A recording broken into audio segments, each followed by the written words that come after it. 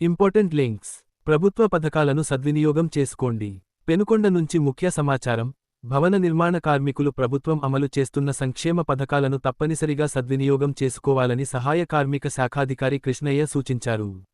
ముఖ్యమంత్రి ఆదేశాల మేరకు భవన నిర్మాణ కార్మికుల కోసం వివాహ బహుమతి పథకం, ప్రసూతి ప్రయోజన పథకం, సహజ మరణ సహాయ పథకం, అంత్యక్రియల ఖర్చుల పథకం వంటి పలు సంక్షేమ పథకాలు అమల్లో ఉన్నాయని వెల్లడించారు. ఈ పథకాలు మార్చి 1వ తేదీ నుంచి అమల్లోకి వచ్చినట్లు తెలిపారు. అర్హులైన కార్మికులు ఈ పథకాల ప్రయోజనాలు పొందాలంటే తప్పనిసరిగా కార్మిక సంక్షేమ బోర్డులో తమ పేర్లను నమోదు చేసుకోవాలని సూచించారు. ఇప్పటికే నమోదు చేసుకున్న వారు తమ రిజిస్ట్రేషన్ను సమయానికి రెన్యూవల్ చేసుకోవాలని తెలిపారు. మరిన్ని వివరాల కోసం 9492555500 నంబరును సంప్రదించాలని సూచించారు. డిఎడ్ సెమిస్టర్ పరీక్షలు 20 నుంచి ప్రారంభం. అమరావతి నుంచి ముఖ్య సమాచారం. Diploma in elementary education DEd semester పరీక్షలు ఈ నెల 20వ తేదీ నుంచి ప్రారంభం కానున్నట్లు ప్రభుత్వ పరీక్షల విభాగం డైరెక్టర్ కెవి శ్రీనివాసులు రెడ్డి వెల్లడించారు. 2025 నుండి 27 బ్యాచ్ విద్యార్థులకు మొదటి సెమిస్టర్ పరీక్షలు ఏప్రిల్ 20 నుంచి 25 వరకు నిర్వహించబడతాయి. అలాగే 2024 నుండి 26 బ్యాచ్ విద్యార్థులకు 4వ సెమిస్టర్ పరీక్షలు ఏప్రిల్ 20 నుంచి 23 వరకు జరుగుతాయని తెలిపారు. ఇవే కాకుండా certificate course in library and information science పరీక్షలు కూడా ఏప్రిల్ 20 నుంచి 25 వరకు గుంటూరు, కడప కేంద్రాల్లో నిర్వహించనున్నట్లు పేర్కొన్నారు. విద్యార్థులు తమ హాల్ టికెట్లను అధికారిక వెబ్సైట్ www.bse.ap.gov.in నుంచి డౌన్లోడ్ చేసుకోవాలని సూచించారు. లైసెన్స్ సర్వేయర్ పోస్టులకు దరఖాస్తుల ఆహ్వానం. జిల్లా సచివాలయం నుంచి ముఖ్య సమాచారం. క్షేత్రస్థాయిలో భూ సర్వే పనులు సమర్థవంతంగా నిర్వహించేందుకు ఉమ్మడి జిల్లా పరిధిలో 247 లైసెన్స్ సర్వేయర్ల నియామకానికి ప్రభుత్వం ఆమోదం తెలిపినట్లు జాయింట్ కలెక్టర్ విష్ణు చరణ్ తెలిపారు. అర్హత మరియు ఆసక్తి కలిగిన అభ్యర్థులు ఈ నెల 30వ తేదీలోపు దరఖాస్తు చేసుకోవాలని సూచించారు. ఎంపికైన అభ్యర్థులకు లైసెన్స్ 3 ఏళ్ల వరకు చెల్లుబాటు అవుతుందని, అనంతరం రెన్యూవల్ చేసుకోవాల్సి ఉంటుందని తెలిపారు.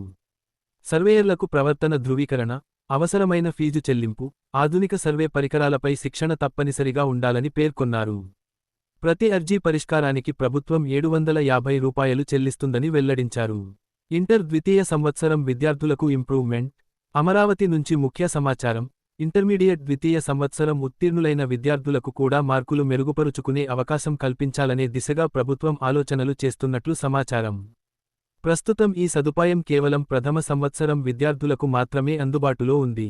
ద్వితీయ సంవత్సరం విద్యార్థులకు కూడా ఈ అవకాశం ఇవ్వాలా అనే అంశంపై ప్రభుత్వం మరొకసారి సమగ్రంగా చర్చించి తుది నిర్ణయం తీసుకోనుంది.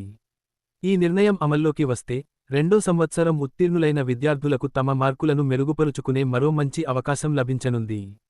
ఆర్ఎంసీ దరఖాస్తు గడువు పొడిగింపు. అమరావతి నుంచి మరో ముఖ్య సమాచారం. రాష్ట్రీయ ఇండియన్ మిలిటరీ కళాశాల, డెహ్రాదూన్లో ప్రవేశాల కోసం నిర్వహించే ప్రవేశ పరీక్షకు దరఖాస్తు గడువును ఈ నెల 20వ తేదీ వరకు పొడిగించినట్లు అధికారులు వెల్లడించారు.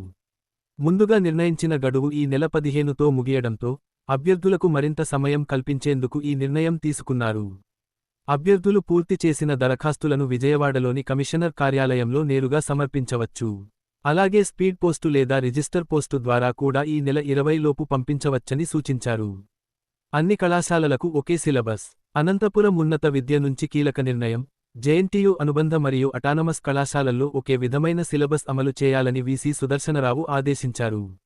జేఎన్టీయూ పరిపాలన భవనంలోని ఆర్యభట్ట ఆడిటోరియంలో ప్రిన్సిపాళ్లు, యాజమాన్య ప్రతినిధులతో సమావేశం నిర్వహించారు. ఈ సందర్భంగా వీసీ మాట్లాడుతూ, పరిశ్రమల అవసరాలకు అనుగుణంగా క్వాంటం టెక్నాలజీ, ఆర్టిఫిషియల్ ఇంటెలిజెన్స్ వంటి ఆధునిక అంశాలను అనుసంధానం చేస్తూ అన్ని ఇంజనీరింగ్ కళాశాలల్లో నూతన సిలబస్ రూపొందించాలని సూచించారు. ప్రతి విద్యార్థి ఉద్యోగ అవకాశాలు పొందేలా విద్యా ప్రమాణాలను మెరుగుపరచాలని తెలిపారు. ఈ సమావేశంలో విశ్వవిద్యాలయ అధికారులు, వివిధ కళాశాలల ప్రిన్సిపాళ్లు పాల్గొన్నారు. ఆర్బీఐ జూనియర్ ఇంజనీర్ నియామకం 2026. దేశవ్యాప్తంగా ఉద్యోగార్థులకు మరో మంచి అవకాశం. భారతీయ Reserve Bank junior engineer, civil మరియు ఎలక్ట్రికల్ విభాగాల్లో 11 పోస్టుల భర్తీకి నోటిఫికేషన్ విడుదల చేయనుంది. ఈ నియామక ప్రక్రియలో అభ్యర్థులను 2 దశల ఆన్లైన్ పరీక్షల ద్వారా, అనంతరం భాషా ప్రావీణ్యత పరీక్ష ద్వారా ఎంపిక చేస్తారు. పూర్తి వివరాలు ఏప్రిల్ 2026 3వ వారంలో అధికారిక వెబ్సైట్లో అందుబాటులో ఉంటాయి. ఆన్లైన్ దరఖాస్తులు మే 16 నుంచి ప్రారంభమై జూన్ 6 వరకు కొనసాగుతాయి. ఆన్లైన్ పరీక్ష తాత్కాలికంగా జూలై 5, 2026న నిర్వహించనున్నారు. అభ్యర్థులు పూర్తి వివరాల కోసం అధికారిక వెబ్సైట్ను సందర్శించాలని సూచించారు. బాలికల క్రికెట్ జట్ల ఎంపిక 18, 19 తేదీల్లో. అనంతపురం నుంచి క్రీడా వార్త. జిల్లా క్రికెట్ సంఘం ఆధ్వర్యంలో బాలికల క్రికెట్ జట్ల ఎంపిక పోటీలు ఈ నెల 18 మరియు 19 తేదీల్లో నిర్వహించనున్నట్లు అధికారులు తెలిపారు. 18వ తేదీన సీనియర్ మహిళల జట్టు ఎంపిక, 19వ తేదీన అండర్-15 బాలికల జట్టు ఎంపిక పోటీలు జరుగుతాయి. ఈ ఎంపిక పోటీలు ఆర్డీటీ స్టేడియంలో నిర్వహించబడతాయి. పాల్గొనే క్రీడాకారిణులు జనన ధృవీకరణ పత్రం, ఆధార్ కార్డు, క్రీడా సామాగ్రి, యూనిఫామ్ తీసుకుని హాజరు కావాలని సూచించారు. 2007 సెప్టెంబర్ 1 లోపు జన్మించిన వారు సీనియర్ విభాగానికి, 2011 సెప్టెంబర్ 1 లోపు జన్మించిన వారు అండర్-15 విభాగానికి అర్హులు. క్రీడాకారిణులు 17వ తేదీ సాయంత్రం లోపు తమ పేర్లను నమోదు చేసుకోవాలని కోరారు. మరిన్ని వివరాల కోసం కోచ్ ప్రవీణ్ను 9963074220 నంబరులో సంప్రదించవచ్చు. జర్నలిస్టుల హెల్త్ స్కీమ్ను సద్వినియోగం చేసుకోండి. అనంతపురం కలెక్టరేట్ నుంచి ముఖ్య సమాచారం. వర్కింగ్ జర్నలిస్టుల కోసం అమలు చేస్తున్న హెల్త్ స్కీమ్ను సద్వినియోగం చేసుకోవాలని కలెక్టర్ సూచించారు. 2026 నుండి 27 సంవత్సరానికి ఈ హెల్త్ స్కీమ్ను పొడిగిస్తూ ప్రభుత్వం ఉత్తర్వులు జారీ చేసింది. అక్రెడిటేషన్ ఉన్న జర్నలిస్టులు ఈ పథకం కింద రూ. 1250ను అధికారిక వెబ్సైట్ ద్వారా చెల్లించాలి. మొత్తం ప్రీమియం రూ. 2500 కాగా, ఇందులో సగం మొత్తాన్ని ప్రభుత్వం భరిస్తుంది. ఈ పథకం జర్నలిస్టుతో పాటు వారి కుటుంబ సభ్యులకు కూడా వర్తిస్తుంది. ప్రీమియం చెల్లించిన వారు అవసరమైన పత్రాలను సంబంధిత కార్యాలయంలో సమర్పించాలి. కొత్తగా దరఖాస్తు చేసుకునే వారు తమ కుటుంబ సభ్యుల ఆధార్ కార్డులు, ఫోటోలు తదితర వివరాలను అందజేయాలని అధికారులు సూచించారు. ఇంటర్ సప్లిమెంటరీ ఫీజు 27లోగా చెల్లించాలి. అనంతపురం నుంచి ముఖ్య సమాచారం. ఇంటర్మీడియట్లో ఉత్తీర్ణత సాధించలేకపోయిన విద్యార్థుల కోసం మే 21వ తేదీ నుంచి సప్లిమెంటరీ పరీక్షలు నిర్వహించనున్నట్లు అధికారులు తెలిపారు. పరీక్షలకు హాజరు కావాలనుకునే విద్యార్థులు ఈ నెల 20 నుంచి 27వ తేదీలోపు ఆన్లైన్ ద్వారా పరీక్ష ఫీజు తప్పనిసరిగా చెల్లించాలని సూచించారు. రీటోటలింగ్ కోసం ప్రతి సబ్జెక్టుకు రూ. 260, జవాబుపత్రాల వెరిఫికేషన్ మరియు జిరాక్స్ కాపీ కోసం ప్రతి సబ్జెక్టుకు రూ. 1300 ఫీజు చెల్లించాల్సి ఉంటుంది. విద్యార్థులు ఈ అవకాశాన్ని సద్వినియోగం చేసుకుని గడువు తేదీలోపు ఫీజు చెల్లించాలని అధికారులు సూచించారు. టాలీ కంప్యూటర్ కోర్సులో ఉచిత శిక్షణ. అనంతపురం క్లాక్టవర్ నుంచి మరో ముఖ్య సమాచారం. నిరుద్యోగ యువతకు ఉన్నతి ఫౌండేషన్ ఆధ్వర్యంలో టాలీ కంప్యూటర్ కోర్సులో ఉచిత శిక్షణతో పాటు ఉద్యోగావకాశాలు కల్పించనున్నారు. 10వ తరగతి, ఇంటర్, డిప్లొమా లేదా డిగ్రీ పూర్తి చేసి 18 నుంచి 28 సంవత్సరాల మధ్య వయస్సు ఉన్న యువత ఈ కోర్సుకు అర్హులు.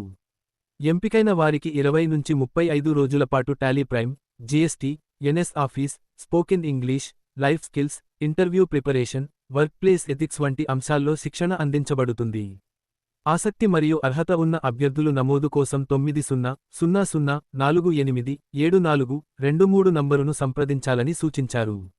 అలాగే రైతులకు కూడా మెరుగైన సేవలు అందించేందుకు చర్యలు తీసుకుంటున్నట్లు తెలిపారు.